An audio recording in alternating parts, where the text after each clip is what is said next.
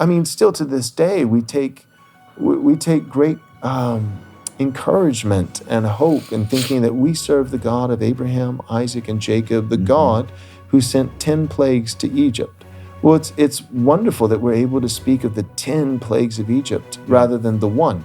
Yeah. And the reality is that verse in Romans 9 where he says, "For this reason I raised you up, I raised Pharaoh up."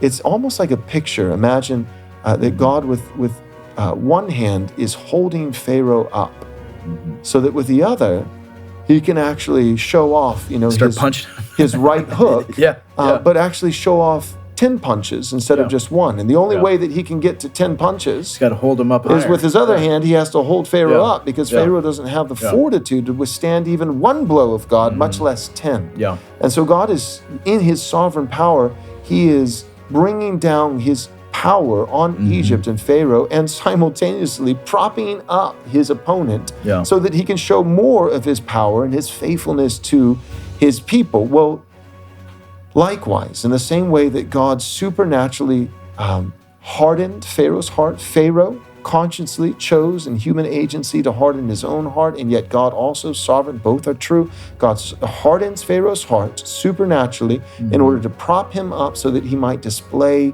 his power.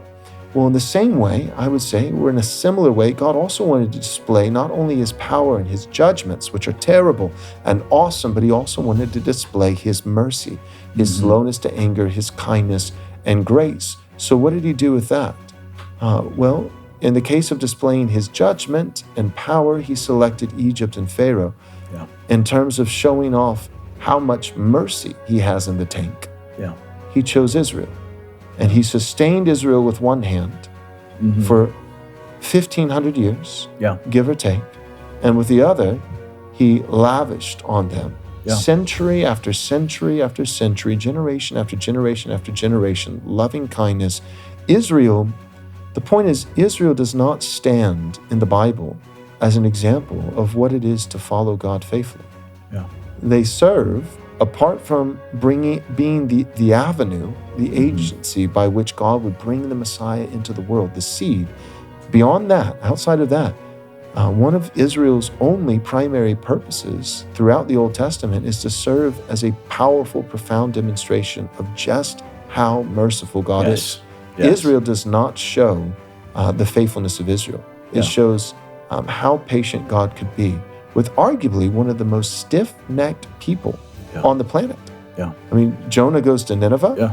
Yeah. They have Christian nationalism in like 15 minutes. Yeah, the whole nation is wearing sackcloth and fasting and repenting. And then Jesus, and for anyone who would say it's pretense, Jesus later says that the men of Nineveh will rise up and judge in Matthew, this wicked generation of Israelites, meaning that these guys, many of them were actually regenerate. So at the preaching of Jonah, they repented, and they will rise up at the end and judge. That's right. Who?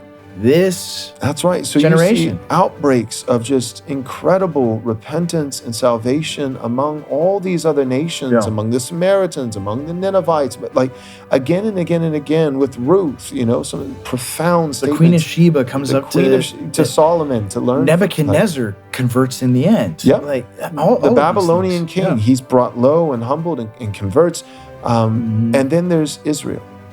And Israel receives more revelation, more grace, more kindness, more prophets, more signs, more wonders, more evidence than anyone else. In the same way that God had to supernaturally harden the heart of Pharaoh so that he could show his right hook, 10 plagues instead of just one, God also supernaturally, I believe, hardened Israel's heart so that he could show just how gracious he is. Israel was a supernaturally stupid people. A supernaturally stiff-necked, rebellious, hard-hearted, unbelieving people.